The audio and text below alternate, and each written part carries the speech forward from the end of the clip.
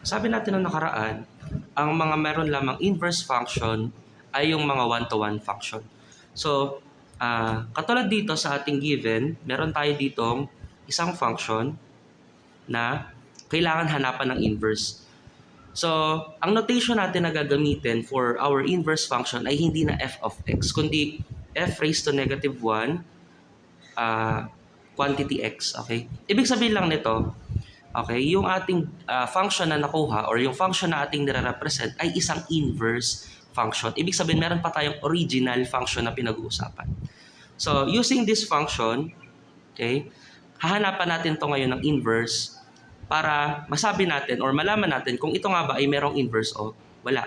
Ang unang step natin sa pagkuha ng inverse function ay, ang pinakamadaling paraan ay kunin natin si f of x at palitan natin ng y. Tandaan natin na si f of x at saka si y ay iisa. Okay? Para mas madali tayo makapag-inverse mamaya, kailangan nating tandaan na si f of x ay equal din kay y. So lahat ng f of x na nakikita natin dito sa ating function, ito lang naman yon. Papalitan natin siya ngayon ng y. So meron kang y is equal to 2x plus 5 all over by x minus 1. Okay?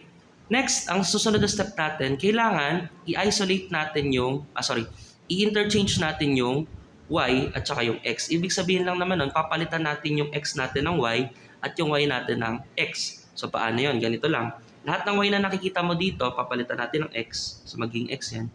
Lahat naman ng y ay x na nakikita mo dito, papalitan natin ng y. So meron kang 2y plus 5 all over by y minus 1. Okay? Next step natin, after natin mapagpalit yung pwesto ni x and y, si x ay magiging y at si y ay magiging x, ang gagawin naman natin ngayon, kailangan isolve natin itong function na to o hanapin natin itong function na to in terms of y. Ibig sabihin, i-isolate pa rin natin yung y sa isang side ng equation. So, paano yun? Ang pinakamadaling paraan ay ganito. Kapag nakakita ka ng ganito, na mukhang equation, x is equal to something, at wala naman denominator yung x natin dito, maglagay ka lang ng denominator na 1 para madali tayo makapag-cross multiply. So, cross multiply natin ito, x times y minus 1. Susulat lang natin x times y minus 1. So, yun yun. Then, yung ating kasunod ay sa right side, so sulat lang natin equals. Right side natin ngayon ay 1 times x plus 5. Kahit ano namang i-multiply nating number sa 1 ay yung number pa rin naman na yun ang lalabas. Isipin natin si 2y plus 5 ay isang number. Okay? Ang 2y plus 5 ay 2y plus 5 pa din pag minultiply natin sa 1. So meron kang 2y plus 5 sa right side ng iyong equation. So para makuha natin yung y dito mamaya at mailipat natin, kailangan muna natin i-simplify itong nasa left side. So didistribute lang natin si x kay y. So meron kang x times y ay xy at x times negative 1, meron kang negative x sa left side. Ang right side natin, kokopihin muna natin 2y plus 5. Next, ilipat natin si 2y doon sa left side ng ating equation. Kasi ang kailangan lang natin dito is lahat ng y mapunta sa isang side para ang matitira na lang sa left side ay y. So meron kang xy minus x minus 2y. Tandaan natin pag naglilipat tayo ng isang term from one side of the equation to another, nagpapalit tayo ng side. Is equal to 5. Next, ayaw natin na matira si x dito sa left side. So lahat ng x na walang y, again, lahat ng x na walang y, ililipat natin sa kanan. Or yung lahat ng terms na walang y, ililipat natin sa kanan. Since si xy ay merong y, at saka si negative 2y ay merong y, iiwan natin sila dito. Ang ililipat lang natin is si negative x papuntang kanan. So meron kang xy minus 2y is equal to x plus 5. Or pwede rin namang 5 plus x kung saan ka mas komportable. Anyway, aayusin din naman natin siya mamaya. Ngayon, kung mapapansin mo, meron ka ng y at saka y sa isang side ng equation. Lahat ng ating y ay nandito na. Dito, wala na tayong y dito. So, madali na nating mai-isolate yung y natin after nito. Paano natin gagawin yan?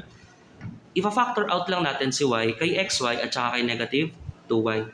So factor out natin si y, ibig sabihin nakamultiply siya sa labas ng isang quantity. Ang quantity natin ngayon ay, pag finactor out natin yung y sa xy, x na lang ang matitira sa kanya. Sa negative 2y, pagka kinuha natin yung y sa kanya or finactor out natin, negative 2 na lang ang matitira. So sa right side natin, same pa rin x plus 5. Okay? Again, ang kailangan lang matira dito ay y. So divide natin both sides by x minus 2, quantity x minus 2. Para ang matitira na lang ngayon sa left side natin ay y. Y is equal to x plus 5 all over by x minus 2. Using the notation kanina na ito, f raised to negative 1 is equal f raised to negative 1 of x, yun yung gagamitin nating pamalit kay y.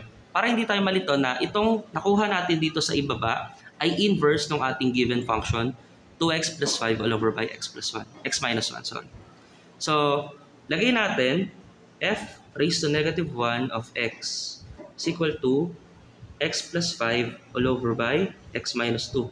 By the way, ang basa dito sa left side natin ay the inverse of the function f of x is equal to x plus 5 all over by x minus 2. So, ganun natin kinukuha yung inverse ng isang function kung meron siyang inverse. So, ano yung mga steps na ginawa natin? Una, kailangan mo munang i-convert yung f of x mo into y, katulad ng nakalagay dito. Yun yung ating definition. F of x is equal to y. After mo niyang may convert yung f of x natin sa y, i-interchange mo yung x natin magiging y, yung y naman natin magiging x. Kaya yung atin dito, makikita mo, yung x dito ay naging, yung y natin dito naging x at yung x natin dito ay naging y. Then, using algebra, kailangan ma-isolate mo sa isang side ng equation yung y. Okay, using algebra techniques, algebra methods, algebra processes, kailangan ma-isolate mo yung y sa isang side ng equation katulad ng ginawa natin dito. Then, ito na yung lalabas sa sagot. Palitan mo lang si y ng f, yung notation natin for inverse function na f raised to negative 1 quantity x is equal to yung nakuha mo sa right side. So, yun na.